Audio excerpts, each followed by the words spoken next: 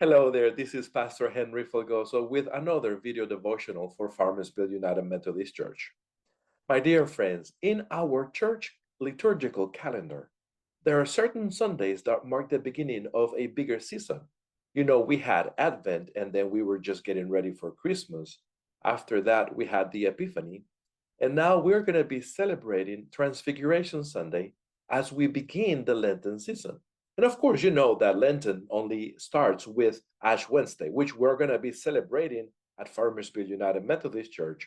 It is going to be a community service on Wednesday, February the 22nd at 6:30. So allow me to invite you to that service. It's going to be beautiful. Anyways, my friends, as we continue exploring the Gospel of Matthew, we're going to be talking about Matthew 17, verses 1 to 9. And yes, it is about the Transfiguration. But in order for us to understand the Transfiguration, we have to read a previous chapter where Jesus asked his disciples, "But who do you say that I am?" And we know that Peter is the one inspired by the Holy Spirit, responding, "You are the Christ, the Son of the living God." And of course, we know that Jesus blessed Peter. But right after Jesus said that what was going to happen once he reached Jerusalem, that he was going to die on a cross, we know that Peter rebukes Jesus to what he said, "Get behind me, Satan." Interesting, right? Anyways, we know that this chapter, chapter 16, begins with him telling them about what it takes to be a follower of Christ or a disciple, what it entitles a cross. And then, of course, we know that chapter 16 is establishing Jesus' identity, mission, and method. Then there is the transfiguration, which is very different to what's going to happen to him in the cross at Calvary. So here in this transfiguration, we know that is on the mountaintop, he is glorified. It is like a preview of the glory or godly majesty that we will experience after the ascension. Now, one of the interesting things is that this mountaintop experience is very brief. Once it is over, they are reminded that they have to continue with the ministry. In fact, they were thrust into the tumult of their ministry, especially with this man asking for help for his epileptic child. See, my friends, Jesus will experience his eternal glory only through the cross.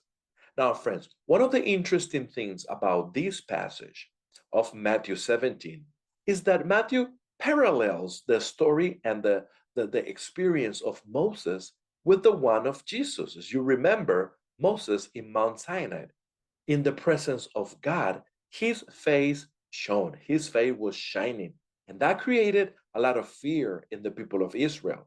Now we know that Jesus, his entire body, is showing the glory of God, his glory. Now, the interesting thing about the parallel is that Moses reflects God's glory, while Jesus is basically shining because he is reflecting or he is showing his own inner glory. Now, my friends, one of the very interesting things about transfiguration is that we know the story. I mean, we talk about the story, but we don't know much about it because it's very mysterious. It is beyond our everyday experience. It is very difficult to understand. So basically, we can just say that at its core, it is simply a revealing to the disciples, and of course, you and me today, of Jesus' identity. And we can also say that is God's stamp of approval on Jesus and the path upon which he has set his feet.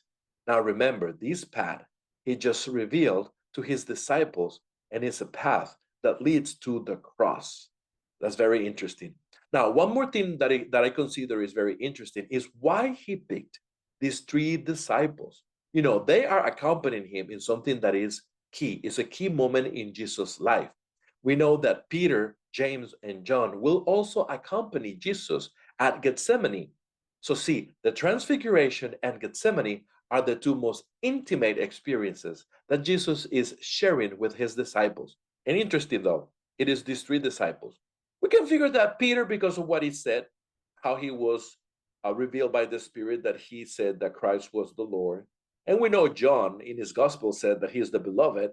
But then James, well, I understand that James is his brother. Anyways, It is interesting that these three are there with him all the time.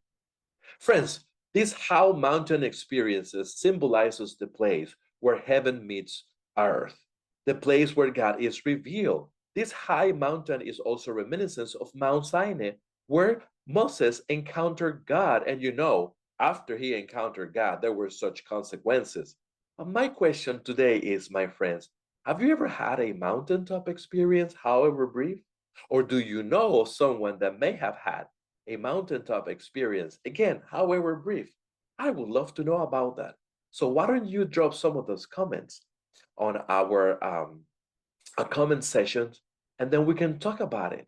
Now, if you would like to hear a little more about the conclusion of this Transfiguration Sunday and the implication of these two guys that appear with Jesus, Moses, and Elijah, continue following us on our on-demand service on our Facebook page or YouTube channel, or I would love to invite you to come over our church. We have services every Sunday at 9:30. We are located at 110 West Center Street in Farmersville, Ohio. We would love to be with you in our worship experience. Until next time, God bless you